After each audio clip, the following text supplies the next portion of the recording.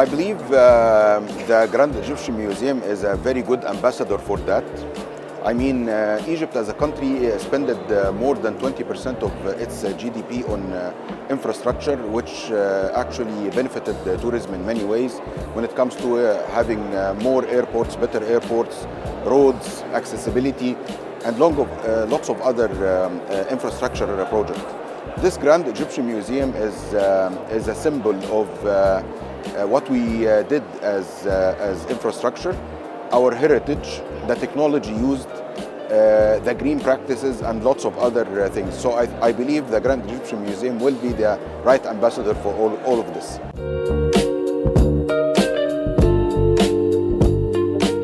Now, the Grand Egyptian Museum, as we want other antiquities or cultural sites to be, it is not about showing history, it's about living history. You can imagine while looking to the King Tutankhamun mosque, while you are hearing or seeing stories about Egypt or images on the wall, seeing the stories coming to life. So I believe with this open gate, this will be the future of Egypt. I mean, it is not about monuments, it's about the experience and living history.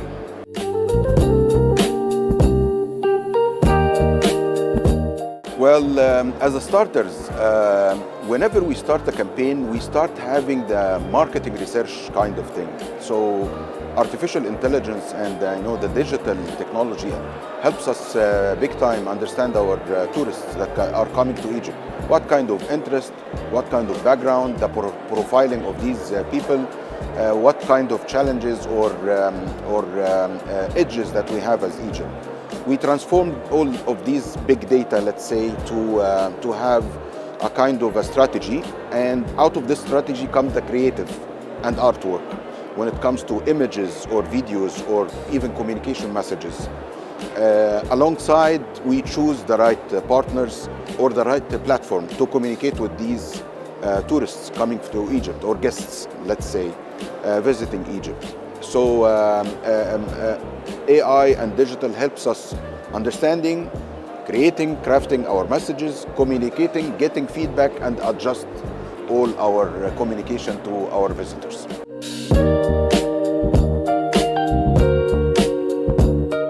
Well, let me say that we have lots of edges. For example, our location between Africa, Asia, and Europe, that's an edge. Another thing when it comes to different civilizations that have been established, I believe it's one civilization in different eras.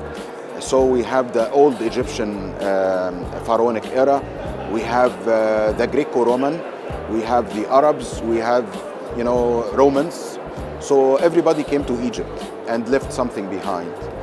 It is our role here is to show the world this authenticity, and this authenticity actually is reflected in our people. We are more than 110 million people, and these people, they have customs, they have songs, they have stories to tell about ancient history, about the current history. So I believe we are very much rich when it comes to authenticity in many layers. If you want to talk about monuments, if you want to talk about food, we have a rich kitchen. If you want to talk about music or customs, everything is there. And I think we have a very rich portfolio to offer.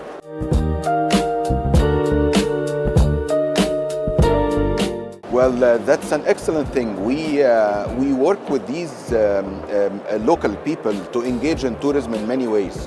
I mean, the people working in craftsmanship or local handicraft, what we said. Also, we encourage community on the rural tourism, let's say. In lots of parts in Egypt, you can visit Egyptian in their own home. If you go to Aswan, for example, we have a place called the Gharb Suhail. You can Google it. Where you can go to visit this island, and you can find people opening their houses. You can go there and have your tea and have breakfast or lunch, and leave whatever you want to leave as money to the owners of the house. So you are, living as an Egyptian in this area. And let me tell you that this practice you can see in the desert, the East Desert, the West Desert. We have lots of oases. Siwa Oasis, for example, is very similar.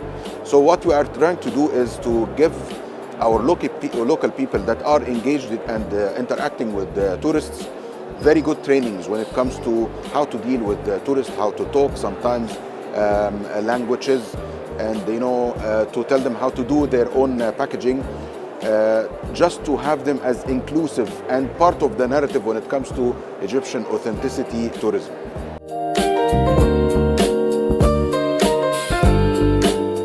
Well, I believe it's a very important platform where the public sector meets the private sector, meets the experts to reshape and have exchange of good practices happening, good or bad practices happening around the world. And it's about time that we have one platform that shares these great minds in one place.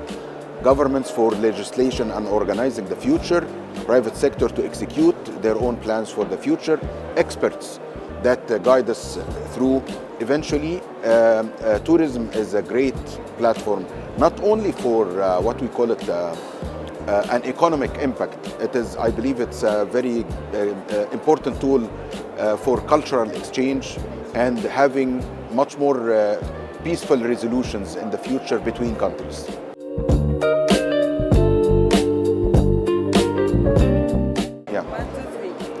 Though that Egypt is the unmatched diversity in lots of ways when it comes to destination, weather, product type, and experiences, I believe on top of that are the Egyptian people themselves. They are very funny, hospitable.